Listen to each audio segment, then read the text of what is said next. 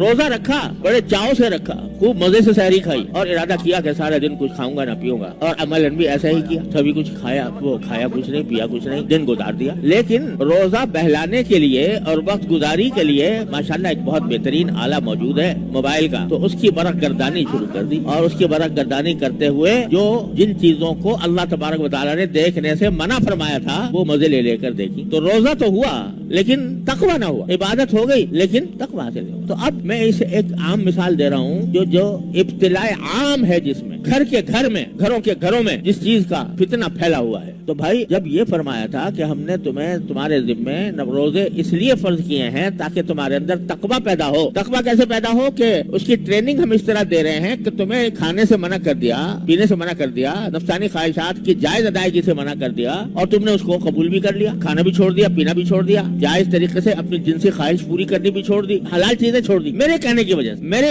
حکم کی تعمیل میں یہ سارے کام تم نے چھوڑ دیے. تو ماشاءاللہ یہ ایک مشق ہو گئی تمہاری کہ اللہ کے حکم کے آگے اپنی ہر خواہش کو قربان کرنے کی ایک مشق ہو گئی. لیکن اگر ایک طرف تم نے حلال چیزیں چھوڑ دی میرے کہنے پر, اور جو چیزیں پہلے ہی سے حرام تھیں وہ نہ چھوڑی, رمضان میں بھی جھوٹ بول رہے ہو, رمضان میں بھی غیبت کر رہے ہو, رمضان کے اندر بھی دل آزاری کر رہے ہو کسی کی, رمضان کے اندر بھی حقوق العباد کے خلاف کام کر رہے ہو, رمضان کے اندر بھی غصہ کر رہے ہو ناجائز, رمضان کے اندر بھی لوگوں کو ستا رہے ہو, رمضان کے اندر بھی تمہاری آنکھیں بند نہیں ہیں گناہ سے, رمضان کے اندر بھی تمہاری زبان گناہوں میں لت پت ہے, رمضان کے اندر بھی تمہارے کان